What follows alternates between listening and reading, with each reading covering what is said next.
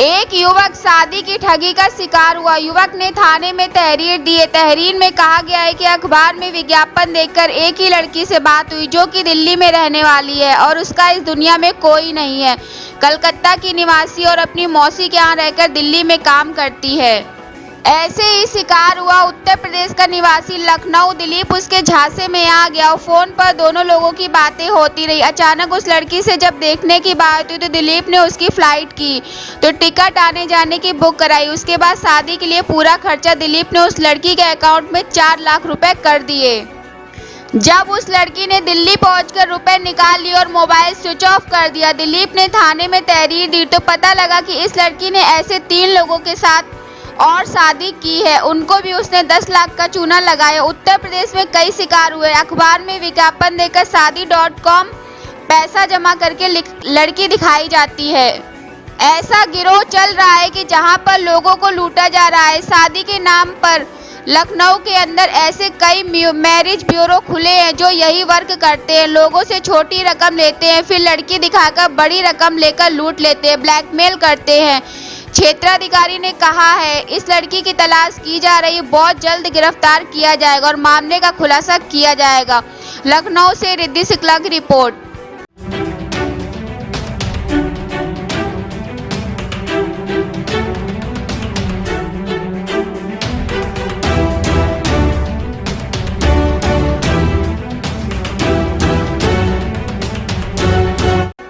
उत्तर प्रदेश में 71 जिलों में होने वाले पंचायती चुनाव का आरक्षण की सूचियां फाइनल कर दीजिए। इस बार पश्चिमी उत्तर प्रदेश व पूर्वांचल में कई पंचायत में प्रधानों की सीटें बढ़ी हैं और वहीं पर कुछ कम ही हैं। गोंडा जिला में पहले प्रधान 1054 हुआ करते थे, इस बार 1214 प्रधान चुने जाएंगे। वहीं पर मुरादाबाद में 588 प्रधान थे, इस बार 643 प्रधान चुने जाएंगे। वहीं जनपद संभल में 556 प्रधान थे, इस बार 670 प्रधान चुने जाएंगे। स्वर दोस्ती ग्राम पंचायतों में नगर पालिका और नगर पंचायत बनाई गई है, इसका असर भी देखने को मिलेगा। एमएलसी चुनाव में भारतीय जनता पार्टी ने चुनाव की पूरी तैयारी कर ली। वहीं शासन ने आरक्षण बहुत जल्द लागू होने की सूची जारी करने का समय का इंतजार है। हो सकता है बहुत जल्दी सूची जारी कर दी है। तारीख निर्धारित समय से चुनाव कराया जाएगा।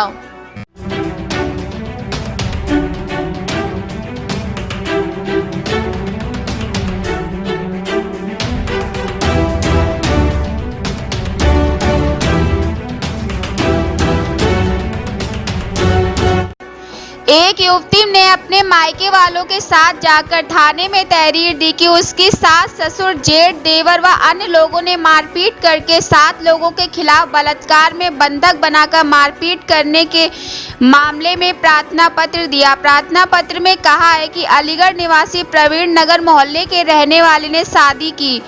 1 साल बाद ही उत्पीड़न हुआ। गलत नियत से जेठ ने कई बार युवती के साथ बलात्कार जैसी घटना का अंजाम दिया। युवती अपने मायके वालों से भी कहती रही कि लेकिन उन्होंने विश्वास नहीं किया। घटना बड़ी होने की उम्मीद हुई, मारपीट करके उसे घर से निकाल दिया।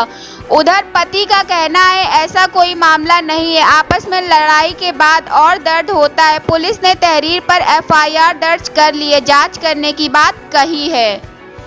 एटा ब्यूरो से गीता यादव की रिपोर्ट।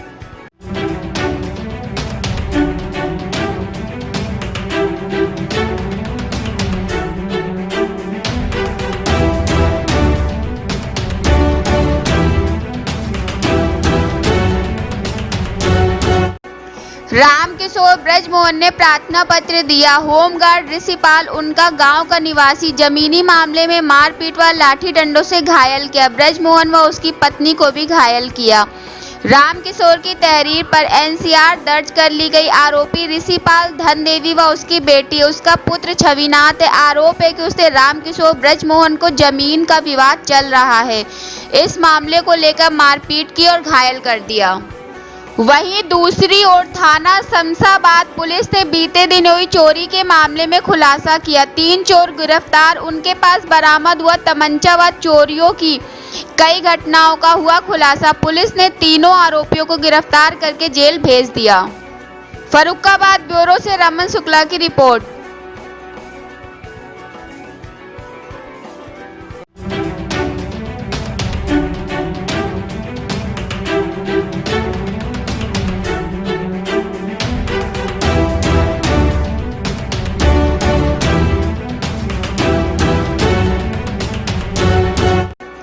बिदुना कोतवाली अंतर्गत गांव भेदपुर पर निवासी विमलेश ने जिलाधिकारी को प्रार्थना पत्र दिया कि आज से 2 साल पहले ग्राम प्रधान को प्रधानमंत्री आवास के लिए 20,000 रुपए दिए थे, जो कि मैंने अपने जेवरात गिरवी रखकर दिए थे। ग्राम प्रधान ने आज तक कोई भी आवास नहीं दिलाया।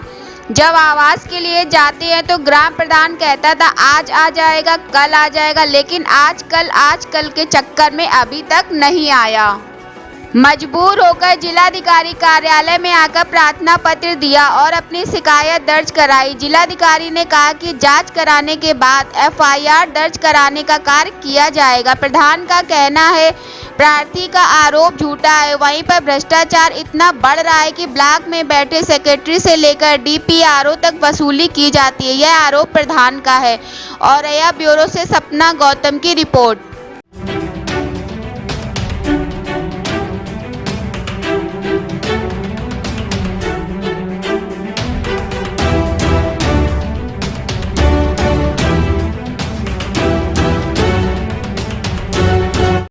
नगर पंचायत कमालगंज में टेम्पो स्टैंड हटाने को लेकर व्यापारियों व सभासदों ने थाने में ली शपथ। SDM सदर की अध्यक्षता में हुई बैठक में व्यापारी व सभासद से सुझाव मांगे। क्षेत्राधिकारी अजय शर्मा ने टेम्पो चालकों को स्टैंड बनाने को लेकर सुझाव मांगा। वहीं पर व्यापारियों ने रामलीला मैदान के पास सुझाव दिया। वहीं SDM सदर ने शपथ दिलाई कि कोई भी व्यापारी अपनी दुकान के सामने अतिक्रमण नहीं करेगा। अगर करेगा तो उसके खिलाफ जुर्माना व अन्य प्रक्रियाएं भी चलाई जाती है, लेकिन वह अतिक्रमण रुके हैं। वही बैठक में सभासद व्यापारी उपस्थित रहे। फर्रुखाबाद ब्यूरो से धर्मेंद्र पाल की रिपोर्ट।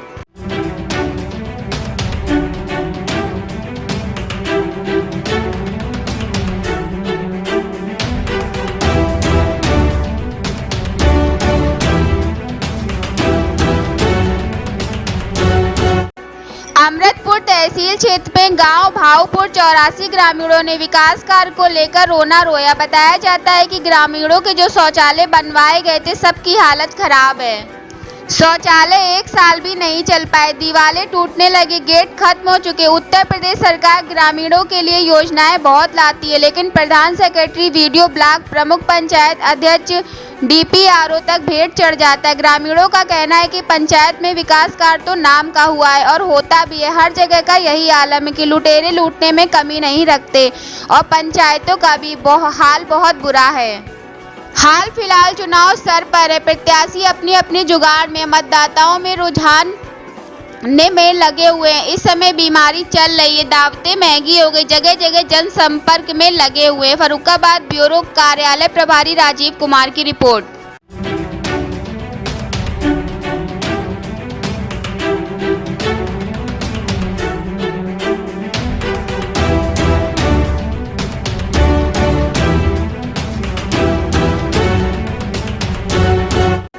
अमृतपुर तहसील क्षेत्र के गांव में आज लाइसेंसों का किया गया सत्यापन। ग्रामीण अपने अपने शस्त्र लेकर थाने पहुंचे। थाना राजीपुर में दीवान नरेंद्र रघुवीर पहुंचे। पुलिस लाइन से इन्होंने थाने में पहुंचकर 150 लाइसेंसों का किया सत्यापन। वहीं ग्रामीणों की अधिक संख्या में भीड़ पहुंची और लोगों ने सत्यापन कराया। वहीं दूसरी ओर थाना अमृतपुर के गांव हरसिंहपुर में चोरों ने बीती रात उनके घर पर धावा बोलकर घर में रख के 10,000 रुपये और जियो का मोबाइल चोरी कर लिया। वहीं सत्येंद्र ने 112 पर फोन करके पुलिस को बताया। पुलिस मौके पर पहुंचकर जांच की और सत्येंद्र की तहरीर थाने में दिलाई।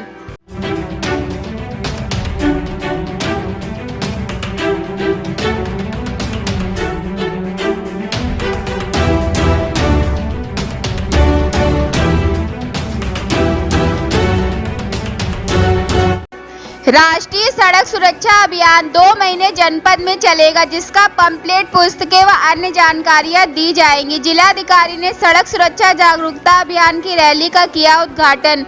वहीं पर उपस्थित रहे ARTO शांति भूषण पांडे, द पुलिस अधीक्षक अशोक मीणा उपस्थित रहे।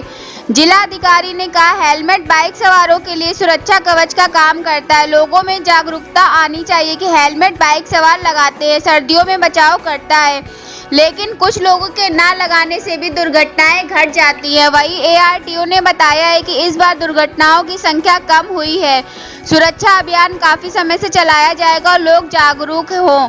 कार में बेल्ट बांधना अनिवार्य है, बाइक सवार को हेलमेट लगाना अनिवार्य। जिले के समस्त अधिकारीगण उपस्थित है। बच्चों ने जागरूकता अभियान में शामिल हुए। फर्रुखाबाद ब्यूरो कार्यालय से रमन शुक्ला की रिपोर्ट।